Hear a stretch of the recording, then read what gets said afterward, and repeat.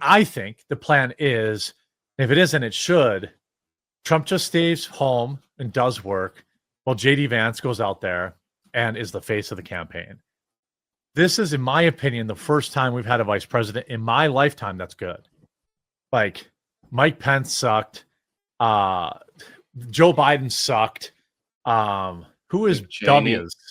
Dick Cheney sucked. Oh, he sucked the worst. He was worse than Pence. Yeah.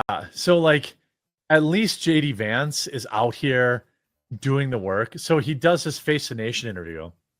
And this woman is getting absolutely obliterated on Margaret the Brennan. internet today. Yeah. Beauty. But this is probably the best exchange. Well, Margaret, I don't agree that all these immigrants or all these refugees have. She's trying to say, but Afghan immigrants, America has to take millions of Afghans in. No, we don't.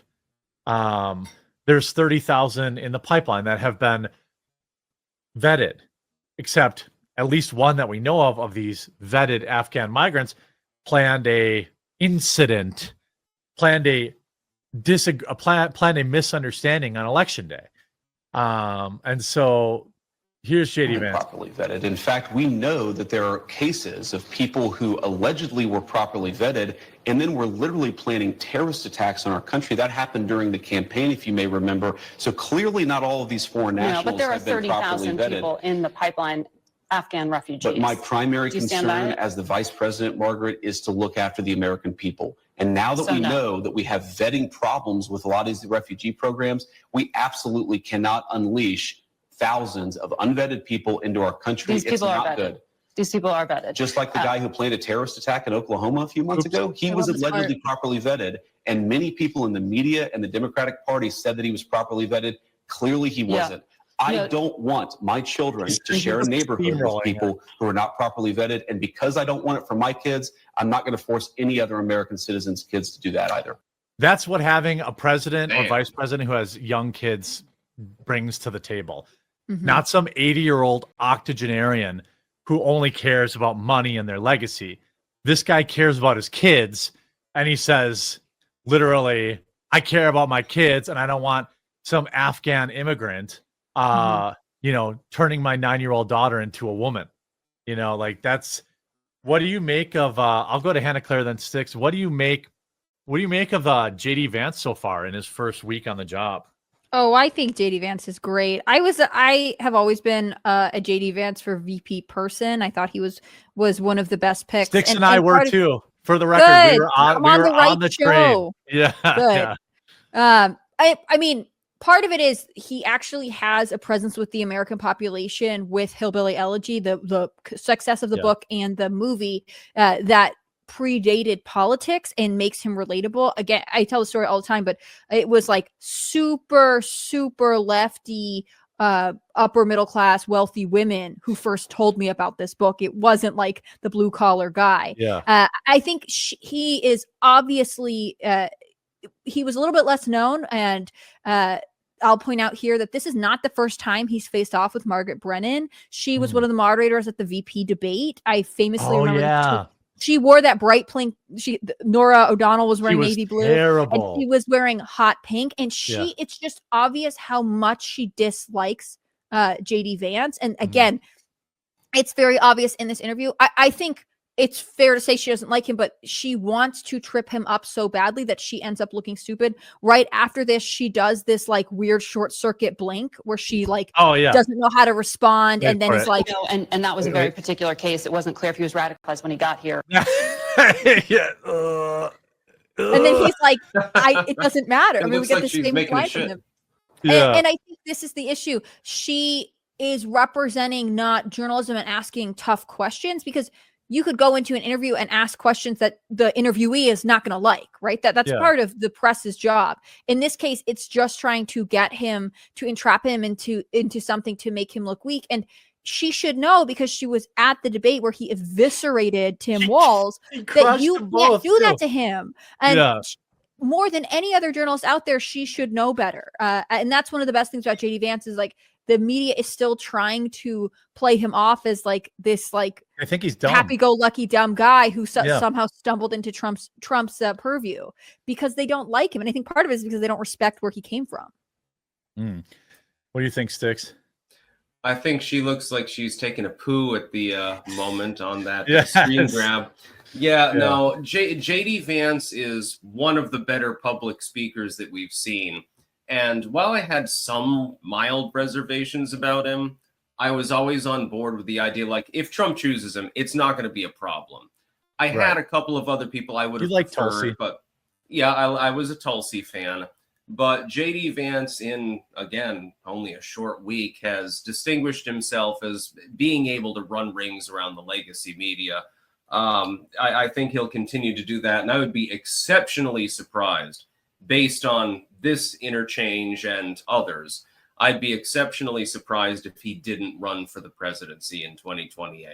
I'd also be exceptionally surprised if he wasn't likely to get it, actually. I think he would get more votes than Trump.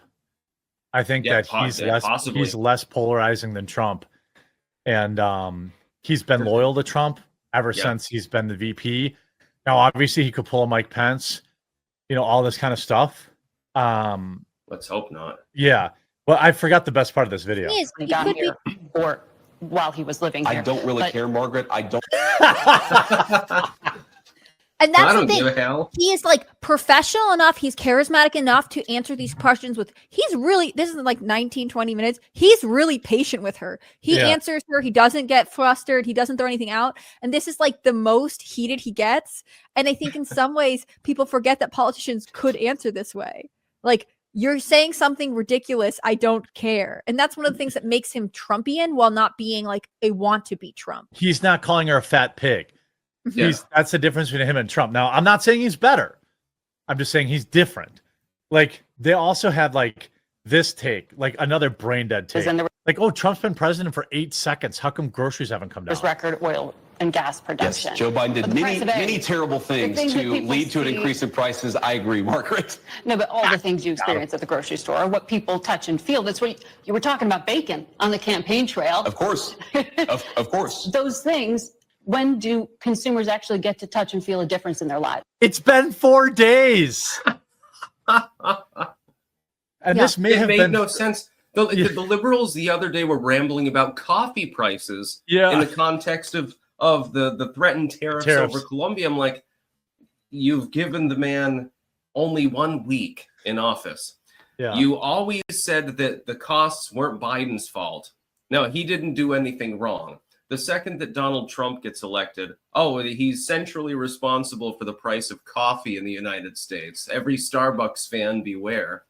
Coffee and flowers. And there was, I can't remember the congressman's name. I wish I could give him credit, but he was like, yeah, I'm happy to pay, or cheap flowers aren't as important as my national security. Yeah. They it's also, totally ridiculous. When I hear this, all I think is, so you admit the prices are high. Mm-hmm. Yeah. Oh, you admit the prices are high. Okay. Now we can have a discussion. Yes, we agree. The prices are too damn high. Like, and the then rent is too damn high. Yeah, he finishes her off with like, I mean, she has to have a humiliation fetish. Well, Margaret, how does bacon get to the grocery store? It comes on trucks that are fueled by diesel fuel. If the diesel's way too expensive, the bacon's going to become more expensive. How do we grow the bacon? Our farmers need energy to produce it. So if we lower energy prices, we are going to see lower prices for consumers, and that is what we're trying to fight for. That's how it works, moron, is what he's saying.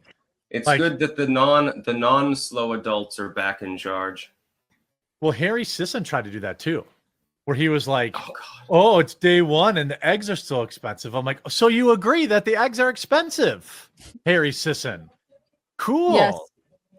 Also, eggs are a bad example because of the avian flu outbreak. Yeah. But it's interesting that this economic argument is becoming the main criticism.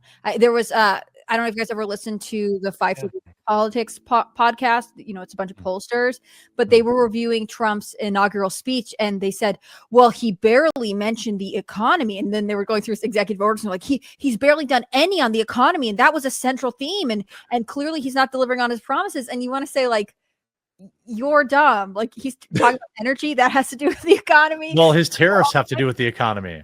Right. Like, you're saying that it didn't happen immediately, but also Joe Biden wasn't responsible, but also Trump's not doing anything with the economy, but also don't enforce tariffs? Like, what do you want? Because how many times can you turn your head to try and adjust your view to make your argument correct? I don't think they know how to go after him right now. He's totally flooded the zone. He has a competent VP that can be out there with the laser pointer, like with the cat, keeping the media, chasing the red dot. And Trump's just like, she's just shooting golf and passing executive orders. And like, this is like the perfect setup for Trump. He never could have sent Pence out there because Pence was very unlikable. He took Pence because he was an evangelical. He could help secure the Catholic Christian vote, the old boomer vote. He doesn't need that anymore. So he's like, all right, JD Vance, go play. I'm going to chill at the Oval Office, slamming DCs and signing EOs. Like that's all Trump's doing right now. And this is what I want out of a leader. He's overloaded them. I've compared it to a political blitzkrieg. Yeah. They can't respond to him. There's no way because there's too much to respond to. JD Vance is definitely central in this too, because he's got that public delivery that Trump can't really do, at least right now, because he's too busy signing EOs and stuff like that. He's got to work almost. It's odd actually to see Trump arguably working kind of behind the scenes. Yep. While this is what I thought was going to happen. Yeah. While his VP goes out and is the attack dog. And I think that they are complementary. I don't think Trump could give this kind of interview. Trump's interviews are fantastic, and he trips up reporters. Great. We've gotten some fantastic debates, but JD Vance's style is slightly different, and it is able to come across and puncture the media in another way that's also valuable to the movement overall. And he's also younger. He's arguably more religious than Trump. He's very open about being a Catholic convert.